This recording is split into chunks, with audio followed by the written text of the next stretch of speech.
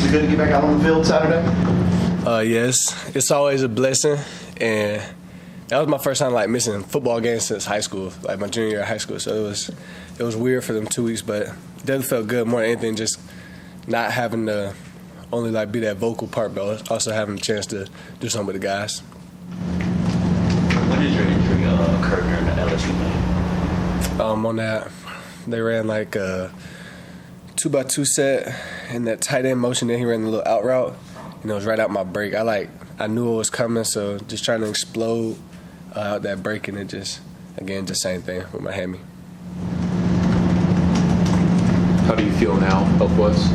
Yeah, I feel really. I wouldn't be back out there if I wasn't feeling good. But one of the bright spots for me Saturday was like playing as many. It wasn't like slowing my way back into like play 60 plays. So going out there and having that type of like wear and tear on my body, and then Saturday like my hamstring, or Sunday morning when I woke up, my hamstring was like the last thing I was worried about. So that was good. Was it kind of a jolt to have Syracuse go right down the field on the first drive? I wouldn't say it's a jolt, but just like, again, that drive is second and 8 or 2nd and 9, and we have them wrapped up in like we have them dead rights in the backfield, and then just us not making the play, kind of that's a 32-yard gain right there. So just plays like that I don't think it's a jolt.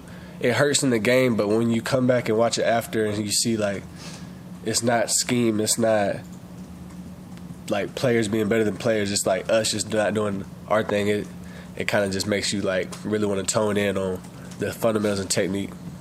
I guess what were some ways that the players didn't execute, would you say, against Syracuse? I mean, for me personally, the play where Will Help got a sack, he like ran through the tight end and then got a sack.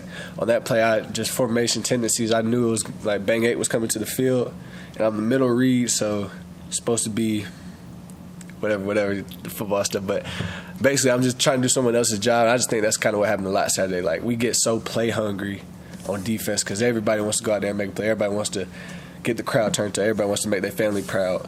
That we're not sitting there just trusting the scheme and playing within the scheme. Because if I do my job, that play still probably ends up coming my way. Like if Will Help doesn't do superhuman stuff. But just stuff like that. We just all got to trust the scheme. When we trust the scheme, it works, and we see what works. Like second half, settled in, playing our brand of football on defense and just doing what we got to do. And just got to do that the whole game and find a way to start fast like that. You think it being a new scheme, you guys are still kind of learning to trust it in terms of where you got to be? Only thing is that we had the whole spring ball to learn it, had the whole fall camp, had that most of that summer we're learning it. And I think my favorite way is like being able to go out there and mess up without coaches around, just all players, correcting players. So I think we know it good enough to where like it's not a knowledge thing. It's simply just like executing it, getting back to fundamentals. And I think this is a good week. Like bye week came at a good time to you really sit back and reflect on these last 4 games. It hasn't been things that we're getting out schemed or out coached or we're not in the position to win. We just simply got to execute. When they hit that deep ball to the slot on their first drive of the second half, when they were backed up, you remember that? You were the single high, and you went straight to the outside receiver to the sideline, and then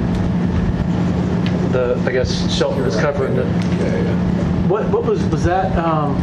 What was going on there? Can you just educate me on sort of what the? So the concept, it's a trap zone coverage, and so you have a vert hooker, and then the outside half, the corner's playing trap technique, and all that means is the same thing as a cloud, but way more aggressive. Like any run action or anything flat, they have no responsibility. So my responsibility is taking care of that one. I got all of one. We call it outside half, but you got all of one. Like on that vertical and that whole shot, that's where I'm trying to beat the quarterback to. And it's a good call for what we had called, because with that bender, at first J. Lou was the boundary half, so he would have been able to help Shelton. But when they motion that tight end in, now we go to a lock call, so he's basically man. So it just puts Shelton in a predicament. It's football. They're going to make plays too, but yeah, it's just a good call for what we had called. I could be wrong, but it looked like Shelton thought he might have had help in the way he was playing that. But I guess It's just the technique he's taught to play, because normally he is going to have help right there, but it's just, again, just good play call for what we had called. Any questions for Khalil virtually? Anybody else in the room? You're talking pretty confidently like this is a season that's not lost. How does that mindset feel across the locker room? Are there a lot of guys that are, seeing the plays that they just haven't made and know that they can be made and y'all can still finish this season strong? I mean, yeah, like in the locker room, obviously it's frustrating, and it sucks because you got guys like Antonio who could have went last year, Kay who could have went last year, Cuddy, like you got all these guys who came back and we wanted to make the most of it, and we just kind of messed it up ourselves. But at the end of the day, it don't matter if we lost 12 games in a row. Like, we're not playing for a record. We're not playing for a win or loss. Like, I'm personally playing so on Saturday. My parents don't feel like they got to put a hood on and cover their back up when they walk out the stadium. They don't got to be ashamed of me and what I do on that field. And I think that's just kind of like what we go back to in our locker room. Like, it's not so much about win or loss. It's about remembering why you play. Like, a lot of these guys are playing because if they don't go out there and do it on the field and put it on tape and have a chance to go and make this money and take care of their family, then who is?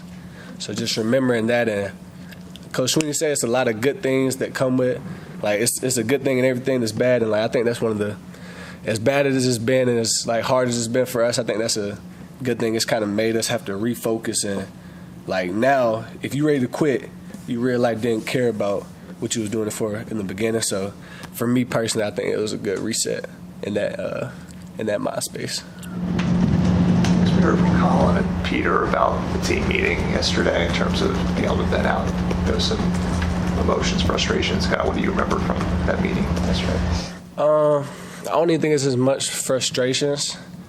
Coach Sweeney just kind of, like, he put it out of his heart. And when the thing I respect most about him is, in that situation, he could have came in there and put up all the bad plays of the first 4 games and said, like, we got to get this fixed and all that. We didn't talk about no football at all. He came in there, and the first thing he told us was scripture. And he went from scripture to scripture. He kind of turned to a sermon, like, in there a little bit. But just when things get tough, like, he's the same person y'all see on TV. Like, it's not an act. He's truly going in there, and his foundation is his faith.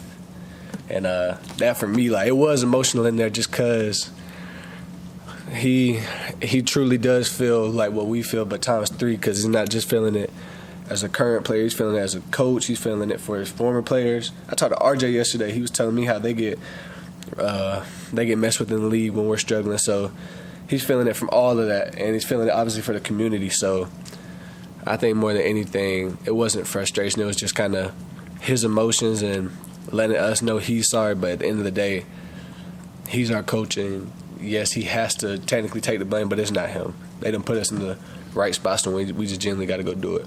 We got to go execute. All right. Thank you, Khalil. Appreciate your time, man.